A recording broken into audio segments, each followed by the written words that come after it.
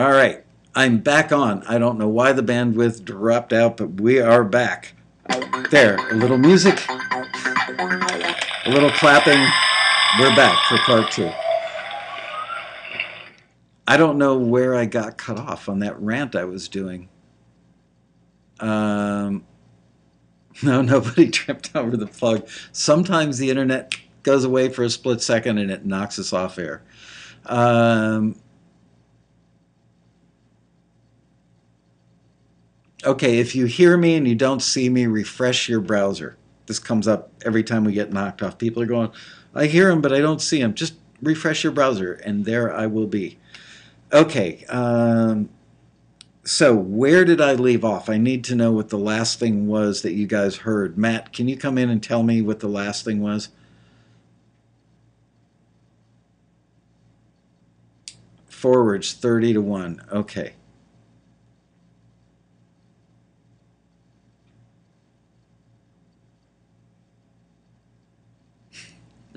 All right. Okay, so the question is, this gentleman's had 30 forwards. He's only had one company contact him, and I just did this really long rant that apparently got lost. But in any case, you will see on the taxi forum under success stories, there's a thing posted that is how long it takes before you get a deal.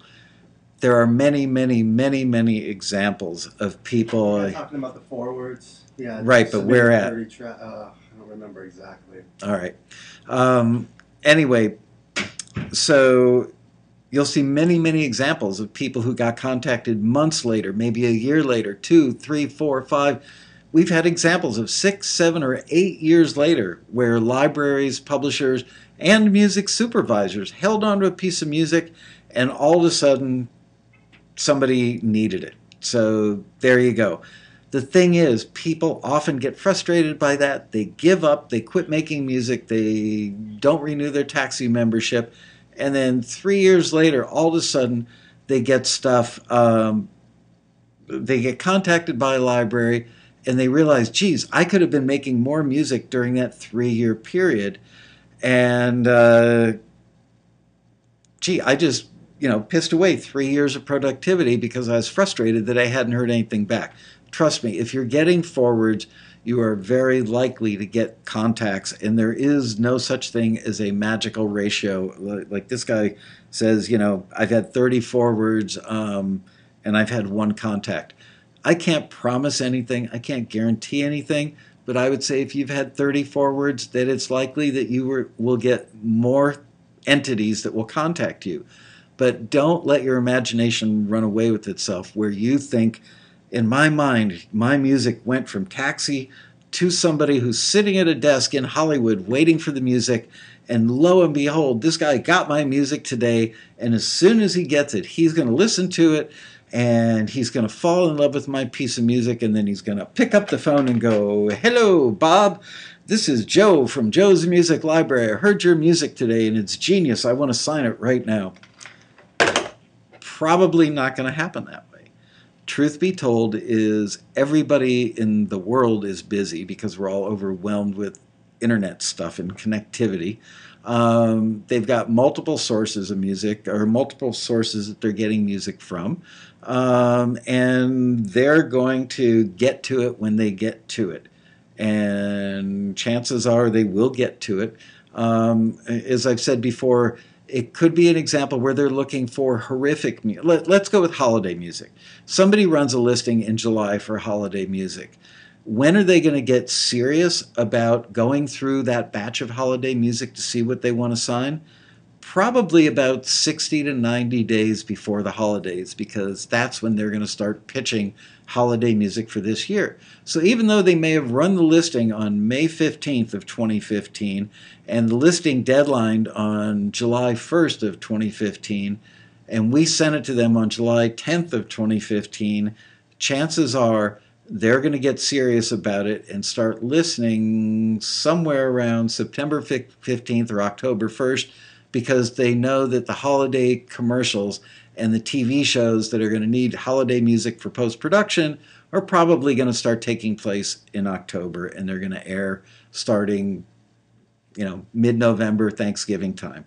So there are a million reasons why things take time. But the only thing I can tell you with absolute certainty is don't get frustrated and don't give up because you've had a bunch of music forwarded and didn't hear back. It's probably going to happen, and it's going to take a while. So what you don't want to have is a lag in the middle where you quit making music out of frustration. Keep making the music, keep throwing it out there, and all of a sudden you're going to go, holy crap, I'm really glad that I did that because things are starting to happen for me. Okay.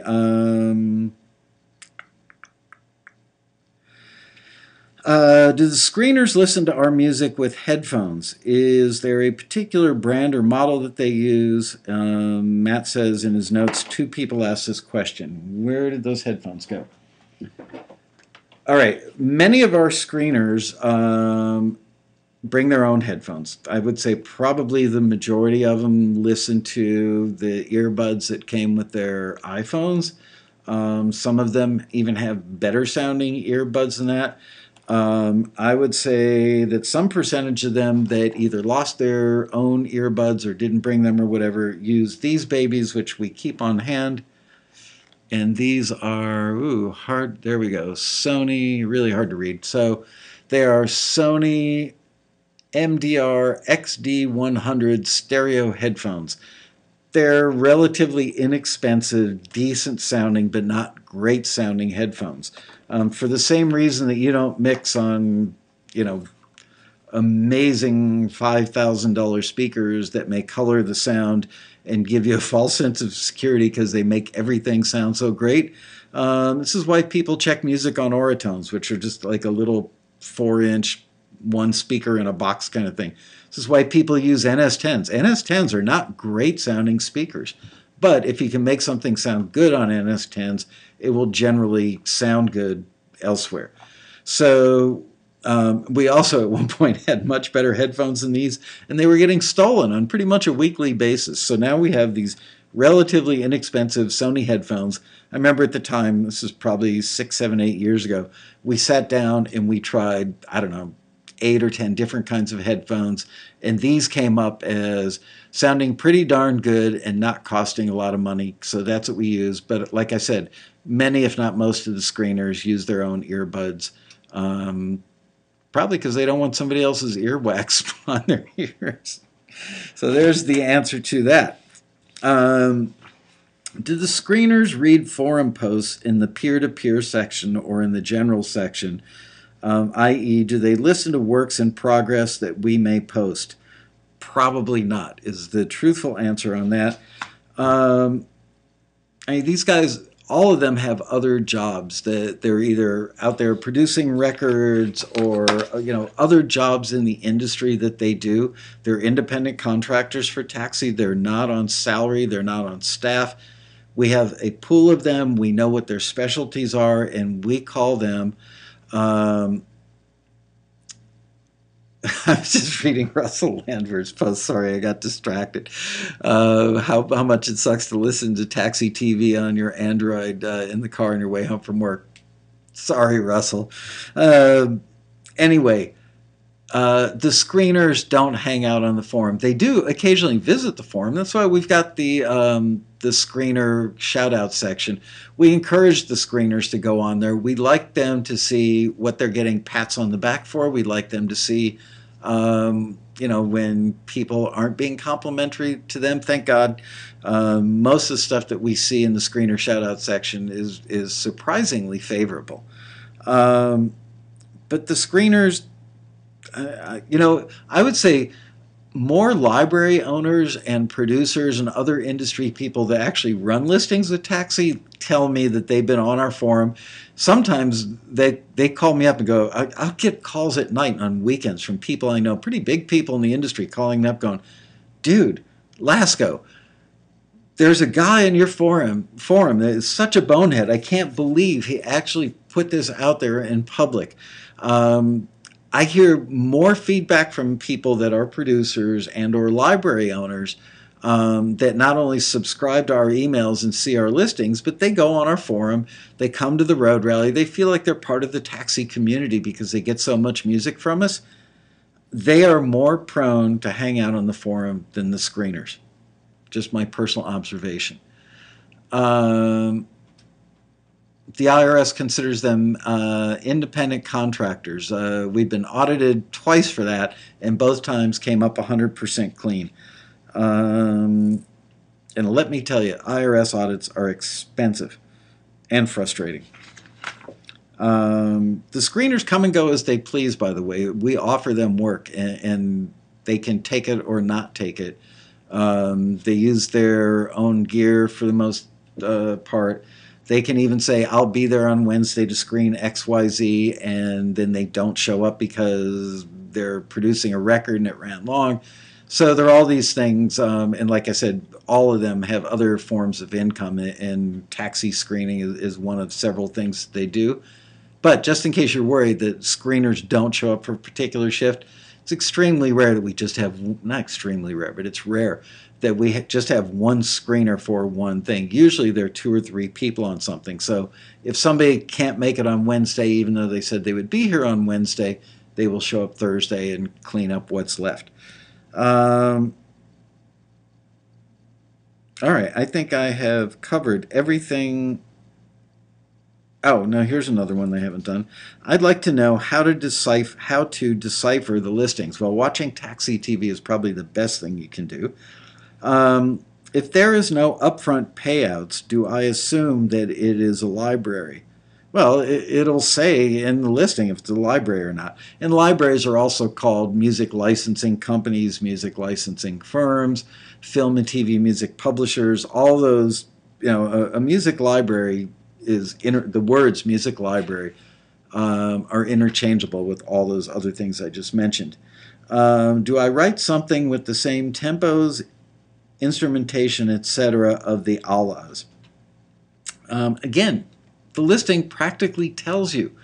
And you know what? Here's the best thing you can do is if you have a question about a listing, go on the taxi forum at forums.taxi.com and look to see, ask your fellow members, what do you guys think of this? And the more experienced members who pretty much figure this stuff out because they've got that experience will tell you. You can also call the staff and ask for clarification. But we try really hard. You would be absolutely shocked to know how much time and effort goes into every single listing that comes out of here. That's because our listings are real as opposed to some other companies that their listings might not be as real. So we spend a lot of time like talking to the listing party, the owner of the library or the A&R person or whomever, saying, what are some examples of other stuff that might be similar? And it's not uncommon, as I've said on other episodes, that they will specify a genre and then give us examples of music that aren't in that genre. And we have to reach out to them and say, well, which one is it? Is it like the alas or is it the genre that you mentioned? And again, on the alas, it's to get you in the ballpark. More often than not, it's, would my piece of music work on a playlist that also has these other people on it? Are there similarities? Is my piece, EDM, electronic dance music? Is my piece EDM? Does it have an up-tempo beat? Does it have a party atmosphere or lyric theme? Is it emotionally uplifting? Does it fit these criteria? Then it could be right. It may very well be right. But don't look for just one thing. Yeah, it asks for something that's 130 BPM, and I've got a song that's 130 BPM. Mine is depressing and dark and scary. What they're asking for is uplifting and fun and party-like, but mine's 130 BPM, so I'm going to submit it. Just read the listing a couple of times and use common sense, and you should do fine. But if you have doubts, go on the forum. We have this incredible free resource for you guys, and so few people use it. And yet the people who are making great money and are being successful using taxi, they use the forum, they watch taxi TV, and they go to the road rally.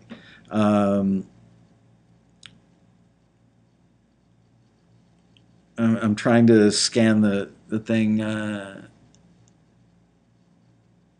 Adriana Lisette says taxis listings are the best, the most thorough, and the most specific. Thank you. I agree. Um, Mojo says you'll see taxis listings repeated verbatim on less reputable sites. Yes, you will. I've actually got files of other companies that are running our listings with our typos.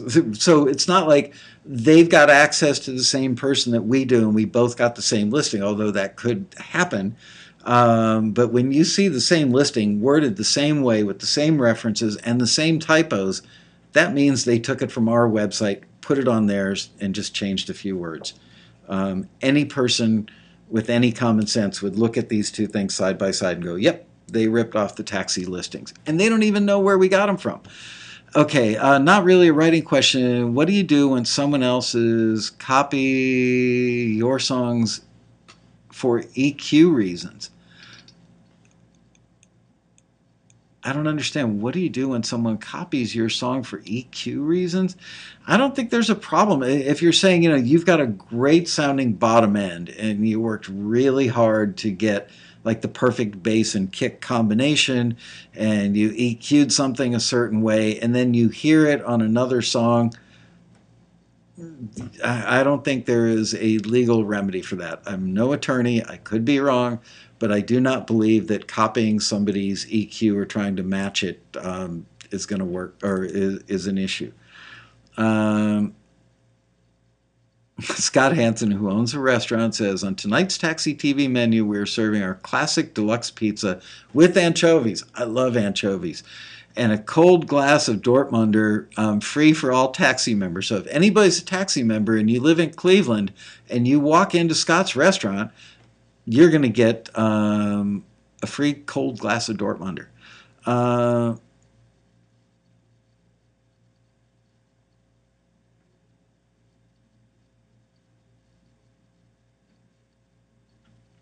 This is a great question from DS Coin.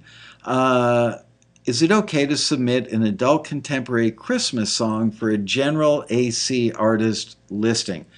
Are you talking about a listing that's asking you to pitch songs to an artist, or are you talking about somebody is looking to sign adult contemporary artists? The answer would be if they are looking for songs for an AC artist, I would not submit a holiday song unless they specified that they were looking for holiday songs. If you're shopping yourself as an artist and you are pitching to listings where labels are looking for adult contemporary artists, a Christmas song, excuse me, would probably be okay, but I wouldn't say it's the wisest choice. If it's an amazing Christmas song that you've written or somebody that you work with has written, if it's amazing, like a once in a lifetime, like it's going to be a classic for real, and it's not just your mother, your wife, your children, or yourself that feel that way. Yeah, you could include it. It's just, in most cases, it's not going to be a plus. I think it would be a slight negative. Let's see.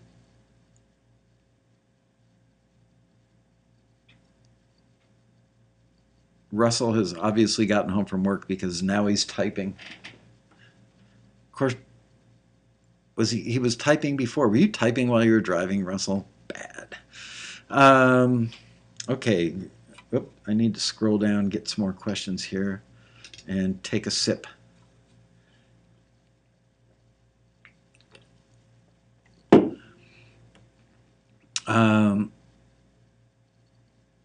Michael, this is from Gloria Covington. Hi, Gloria. How many screeners are there for contemporary Christian gospel music? Off the top of my head, I would say 3 or 4. I think that we've got, I'm counting in my head without saying names. Frankly, there are people that probably do gospel. Believe it or not, when Katy Perry worked here, she was hired as a gospel screener because she grew up in a musical family and gospel was her background, and that's what they did. She was quite expert at it. It wasn't until later in her tenure here that we found out that she was very adept at pop. Excuse me. The honest answer is I think it's around 3 or 4. But somebody who does gospel may not also do contemporary Christian. Um, excuse me. And sorry, I wonder like Jimmy Kimmel ever burps on here. Um, somebody who does Christian may not necessarily be good at gospel. Somebody who does gospel may not be good at praise and worship. There are subgenres of Christian music, so it may not be that. For instance, here's a good example. We have screeners that work remotely from Nashville who primarily do country music, but they are also in the Christian market and can do certain kinds of Christian. So, on occasion, when they know that there is an act that's looking for a country Christian song, they would end up screening that because they have access to the act, number one. They bring in the listing, and they know country, and they know country in the context of the Christian market. So, all those things factor in. Um, for some reason, my thing is not scrolling down. Uh,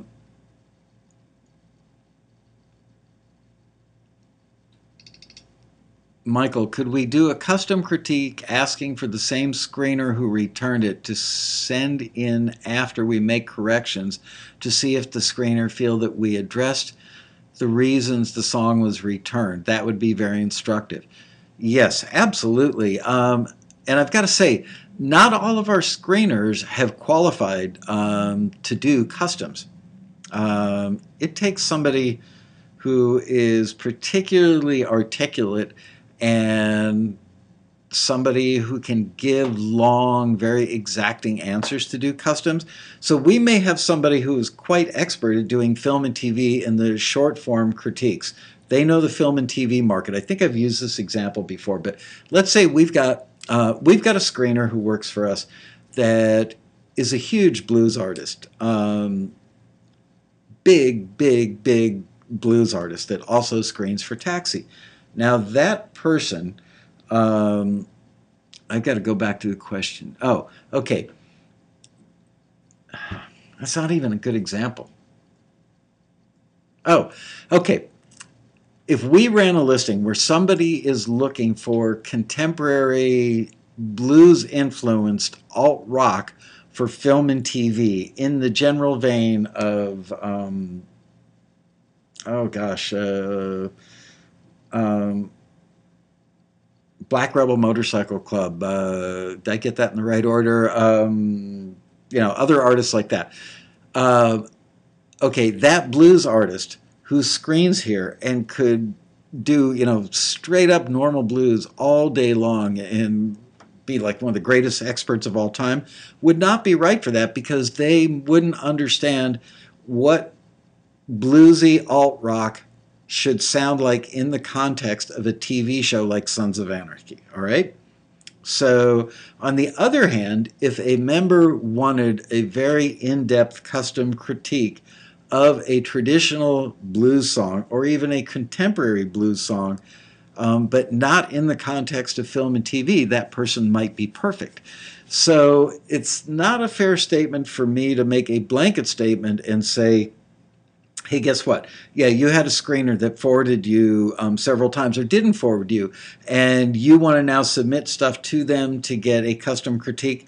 Sometimes that's going to work, sometimes it isn't.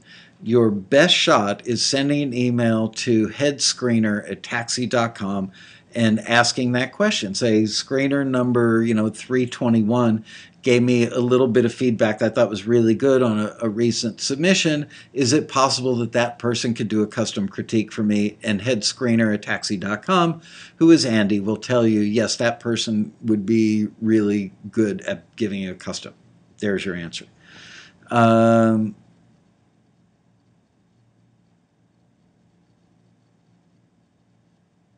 Scanning down the list. Wow, questions are coming in fast and furious. Now we're talking about Cleveland and Scott's Restaurant.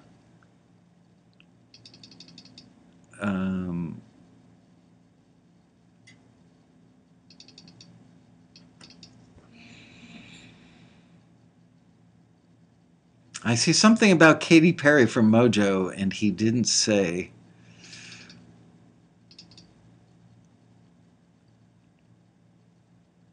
I don't know if you want to repeat that Katy Perry thing, Mojo. I'll try and find it again, but the questions are scrolling by really, really fast. Um, Michael Bruce Miller asks the question: what about production quality?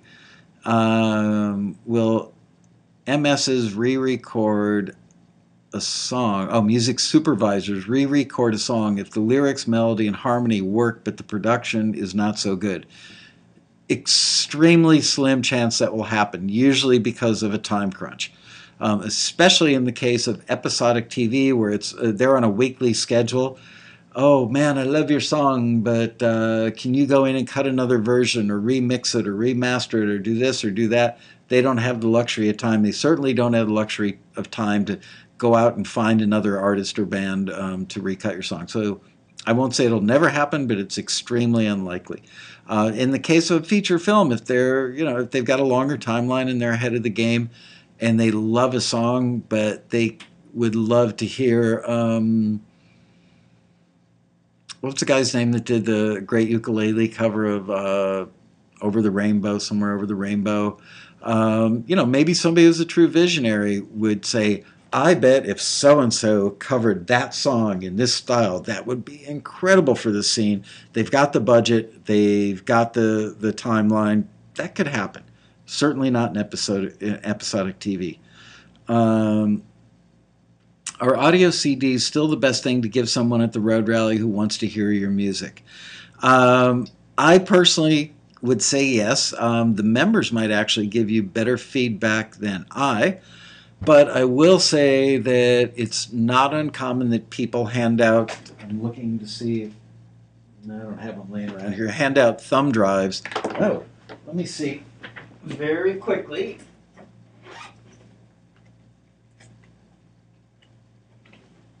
I thought I had one here in my briefcase, but I don't. Somebody just gave me something the other day that basically it was a business card with a USB thing that, here, let me pull out a business card.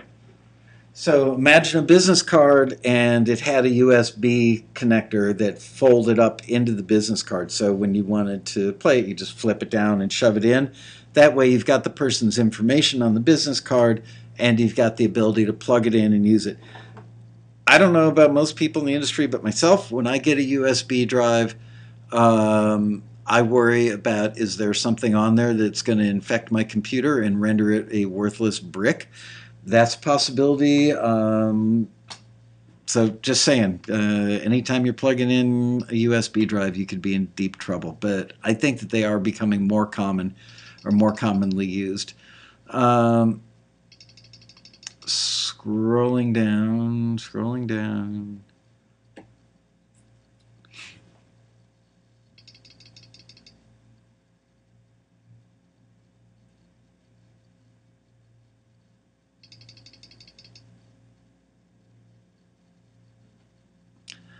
Katy Perry tried to break out as a CC artist. Firstly, I didn't say that, and I don't know, maybe she did, but I know that she grew up, I think both of her parents are pastors or ministers, and that they are musical, and that the family toured. I can't remember now, it's been a while, but I just remember that Katy Perry had a solid gospel background. I believe it was gospel, maybe it's Christian, but that's what she got hired for. Um,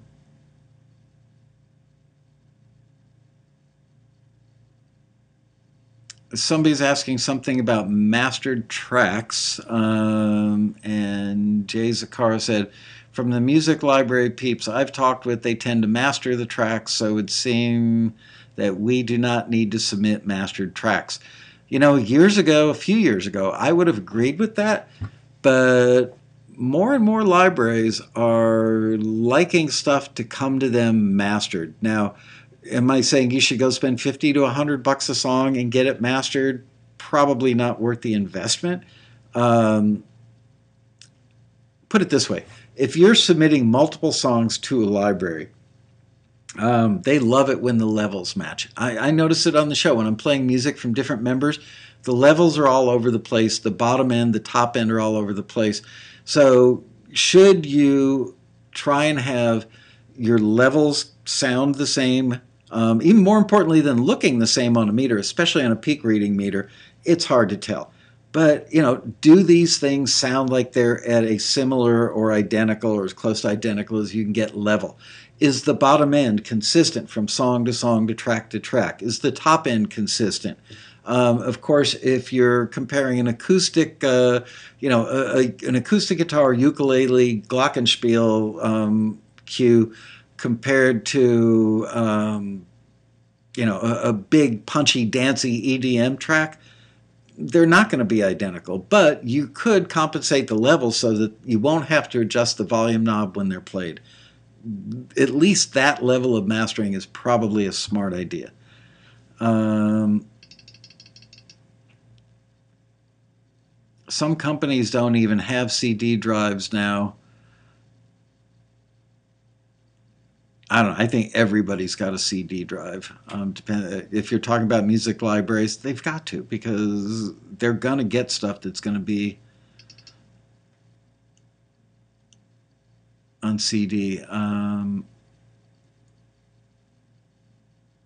Do you think a Roland R8 sounds still make it in today's sound? What about editing their sound? Honestly, I'm not a user of keyboards and I don't know. But if you've got to ask the question, I'm guessing it's probably dated. Here's the thing though. You could go buy $1,000 library of just strings, and if you don't, you can have a $200 library that's 4 years old, and you can have a $1,000 library that's state of the art that you just got last week. Somebody who's really adept at using that $200 library and understands dynamics and emphasis and articulations, all that stuff, and does it really, really well, and knows, don't take something in a middle octave and try and play it in a high octave because it's going to sound like crap. That person can do really, really well with a $200 library. Whereas if you take somebody, buys a $1,000 library and uses it right out of the box and doesn't do any articulation, no dynamic control, the $200 library is going to win. So it's about making the best of what you've got. I've used this example a lot. I've had guys walk in and I used to have a drum kit that was a really, really nice Yamaha drum set. I had a drummer named Yogi Horton that was the drummer for several huge acts. He was Luther's drummer. And when I went to buy a new kit for the studio that I ran in New York, I took Yogi with me, and we spent the better part of a day trying out kits at Sam Ash and wherever, and got this amazing sounding drum kit. And if Steve Gadd was doing a McDonald's commercial with me, sounded like $1 million. If I had a young rock band where the drummer just didn't have the touch, sounded like crap. Same microphone, same console, same preamps, same engineer, same everything, same drum set. And with somebody who didn't have the right touch, sounded bad. Somebody who had an amazing touch, sounded amazing. Now you could take a cheap $200 drum set, put Steve Gadd on it, it would sound amazing. Take a $1,000 or a $5,000 drum set and put somebody without the touch on it, sounds like crap. So there's your answer.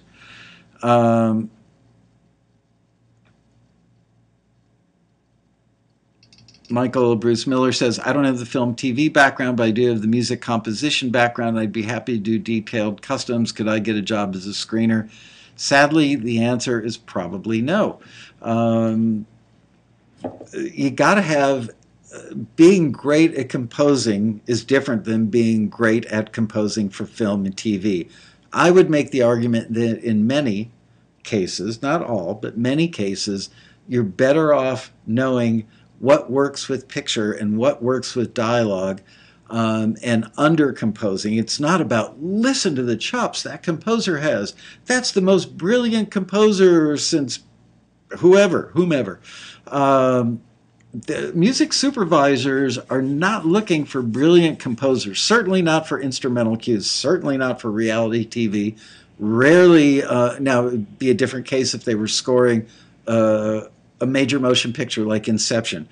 Hans Zimmer did Inception, right? Amazing score. I remember giving my wife the elbow a few times, going, listen to that score. And she looked at me like, you're an idiot. Watch the movie. But yeah, in that case, being a brilliant composer matters. Most of the time, it's more about being right than it is about being brilliant. Same thing for the screeners.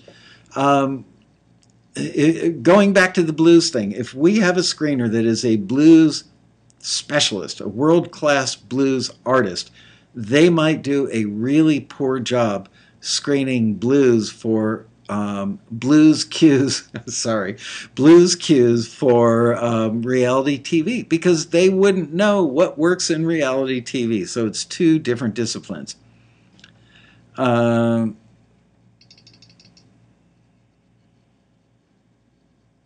Russell Landwehr says, Rock and Rod asked, should songs be copywritten before submission? Well, the truthful answer is they're copywritten the minute that you put them on paper or record them. You own the copyright. It's all about registering the copyright with the Copyright Office, which is part of the Library of Congress or wherever you live if you're outside the U.S.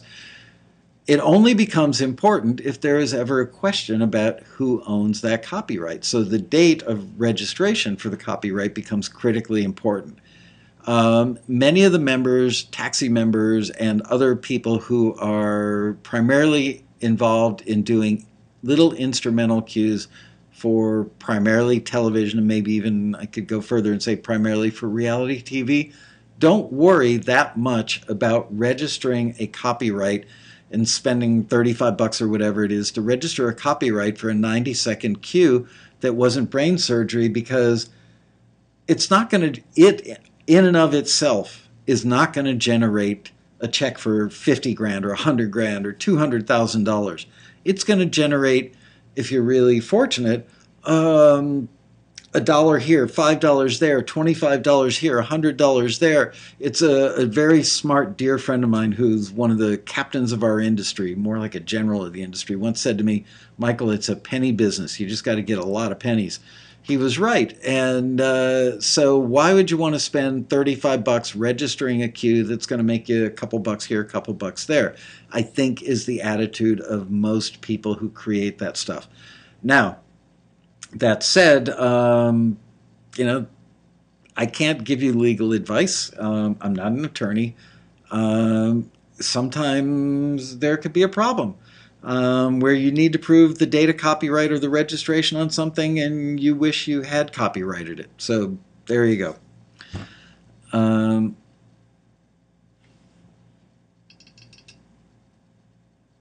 Yeah, copyright registration is not required to submit to the listings. But you've got to make it, wow, 114 new messages. You guys are flaming me here.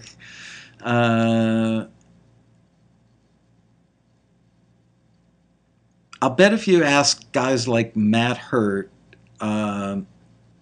he would be able to give you a good solid answer on that question. Ask the question on the forum from the experienced guys who've got thousands of pieces in bunches of libraries. Does loudness affect a track getting chosen? If you're talking about loudness like the loudness button on your stereo that boosts the bottom and the top, no, it's perceived volume level. Yeah, if somebody's sitting in their office and most everything they're listening to is at a certain volume level, and then along comes your thing and it's really low, I think, and this is just an opinion, I think some people will just hit the fast forward button or the skip button. They don't want to take the effort to do that, to lean back and adjust the volume.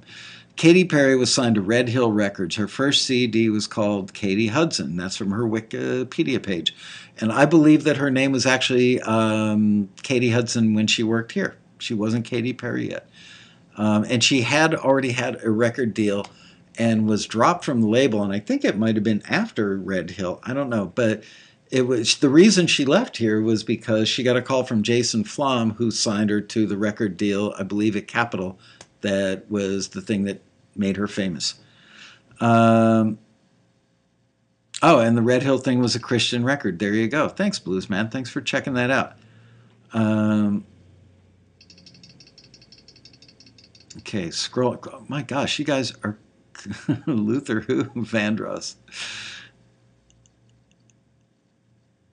Mojo says, I'm a drummer because of Steve Gadd. Oh, I'll have to, Mojo, next time we're hanging out, let me tell you some Steve Gadd stories. Guy's amazing, but I've got some pretty funny stories for you.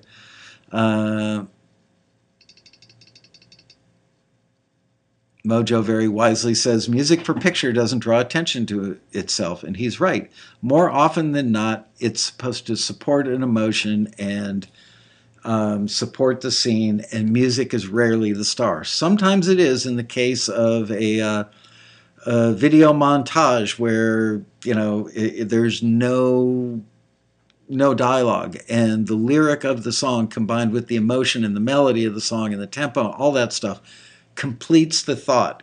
It's almost as if you're hearing what's in the character's head.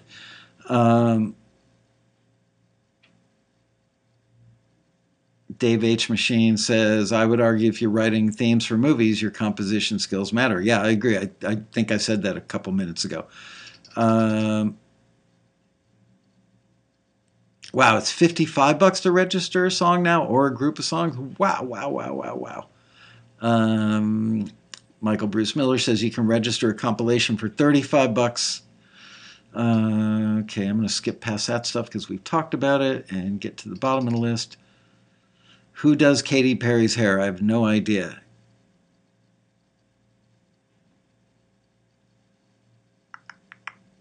Scott Hansen says, my pizza is ready. Good, because I'm starving. My stomach is grumbling. All right, I think that we've gotten to the point of...